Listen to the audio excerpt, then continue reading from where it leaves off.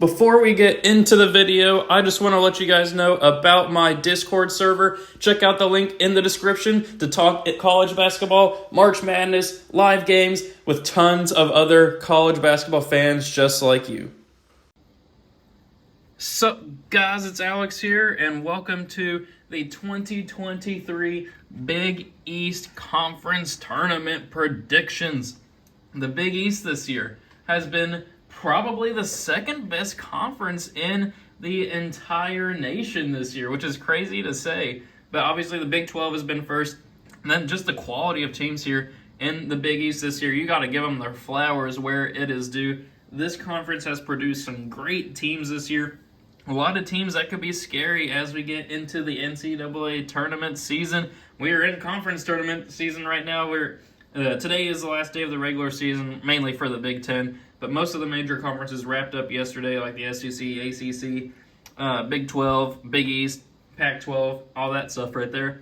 But as you can see, I couldn't really find a good bracket for the Big East tournament, so I had to pull up this schedule from DraftKings here. But we have some great teams in the Big East this year. 1 seed Marquette. Marquette's been one of those teams that I just always love for some reason. Like if you watch my bracketologies from earlier this season, back when they were projected as 7, 6 seeds, I've always been picking them to go far. Even the past couple of years, when Marquette's in the picture, I just like Marquette a lot. I don't know why.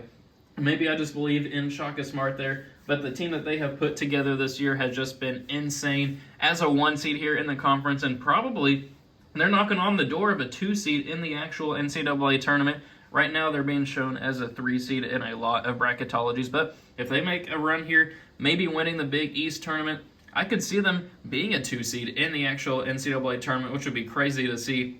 And when was the last time Marquette was a top 2 seed in the NCAA tournament? But this is a team that I believe in a lot. Then we have Xavier as the 2 seed.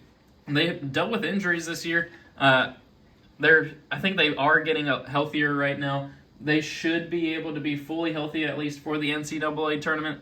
This is a team that is scary.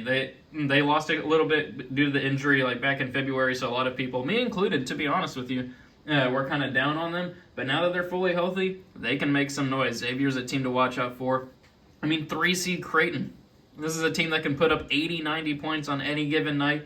Team that has offensive firepower. Their defense does leave a little something to be desired, but Creighton, a team, if they catch fire, they're being shown as a lot of 5, 6 seeds in the NCAA tournament. This is a team that could be a sleeper team to make a huge Elite 8 run, knock off at a 1 seed or a 2/3 seed. They could do it. I believe in that team. If they can score, they can score. It's just a matter of if their defense can keep up with them.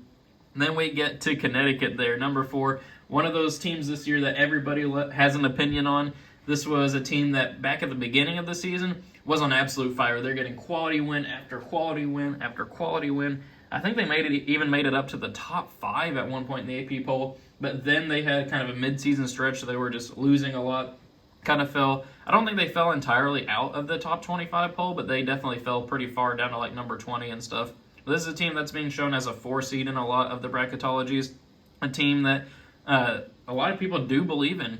This is, I think, a pretty good put-together squad. They can make some noise in the actual NCAA tournament. Maybe make some noise here in the Big East tournament as well. Definitely a team to keep your eye on. And then we get to Providence, which Providence is an interesting case because, if you'd asked me back at the end of January, kind of early February about this team, led by Bryce Hopkins, they were being shown, they were one of the best teams, if not the best team in the Big East at one point. They were making their way up to a 4 seed. They were looking great, but lately, I don't know what is going on with Providence, but they have been faltering as of late, falling down to a 5 seed here in the conference tournament. Over the weekend, they lost, I think it was to Seton Hall, who's the 7 seed. They lost by 30. Something like that. And it was and I think it was at home too. I don't know what's going on with Providence. They're once being shown as a 4 seed, now they're being shown as a 9 or a 10 seed now, which is just a precipitous fall right there. Be very interesting to see what happens if they can string together a run in this Big East tournament or not. And we get 6 seed Villanova. Villanova out of the tournament picture, which is crazy to see. I think Villanova has one of the longest tournament streaks in college basketball. But it was to be expected. They've dealt with some injuries, especially to Justin Moore. And then they've also had I mean, obviously the main reason is their legendary coach, Jay Wright, leaving over the course of the offseason. Whole new coaching staff there. This was kind of a down year that was expected, but maybe they can make a run. They've been playing better lately. I think they're like 16-14 now, but they've been stringing together some quality wins. They could make some noise in the Big East tournament. It'll be interesting to see what happens.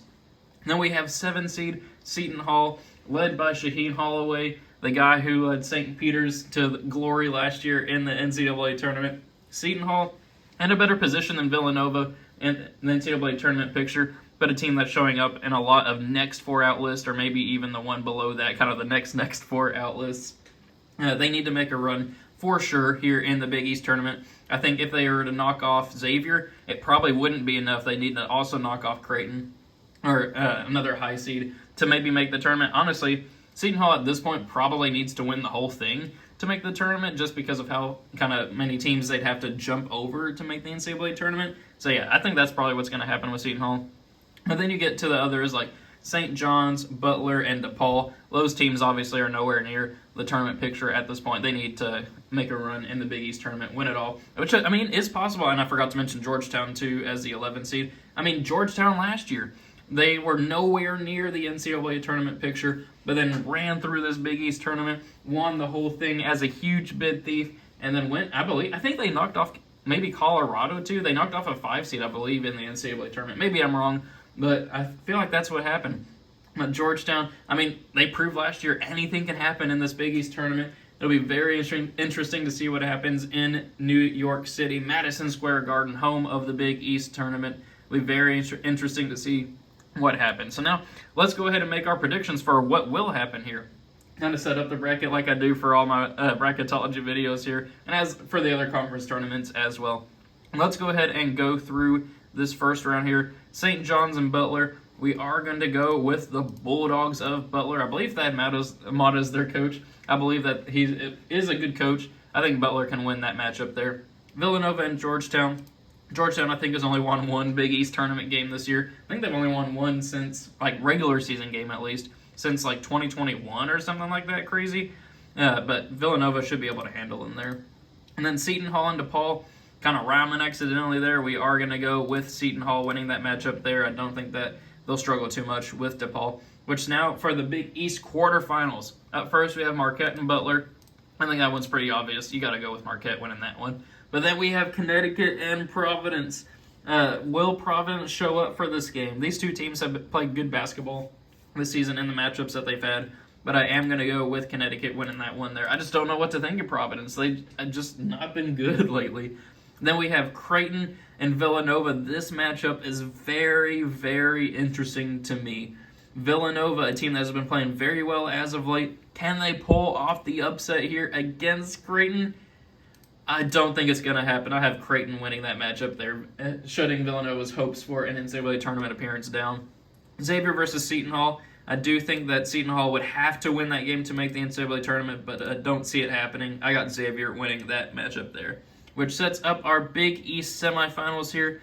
We have Marquette and Connecticut, kind of rhyming accidentally a little bit there, maybe, I don't know. But this matchup, I feel like this matchup could decide the Big East tournament winner. Marquette versus Connecticut, both teams will rise up for this game. They've been kind of rivals in the Big East, I think, to this point. Marquette versus Connecticut, I am going to go with Marquette winning it all there.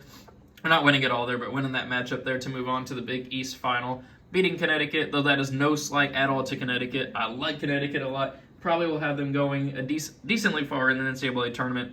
But I do think Marquette is the better team and will win that matchup there. Then we have Creighton and Xavier. I'm going to go with Xavier winning that matchup there. I do think that they'll be able to handle, or they'll at least be able to keep up with Creighton. And then Creighton, obviously, their defense is just kind of holding them back there. I got Xavier winning that matchup, which sets up 1 seed Marquette, 2 seed Xavier here. Pretty chalky tournament, to be honest with you, compared to the other ones that I've done. I think some crazy things can happen, maybe like Villanova beating Creighton and all that stuff.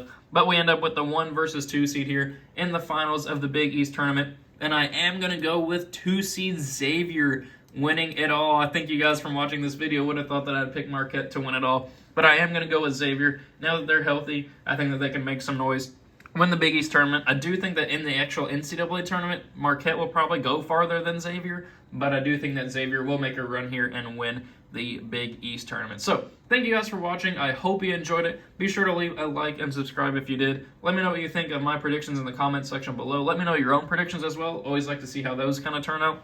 Anyway, thank you guys for watching. Hope you enjoyed it, and I will see you all later.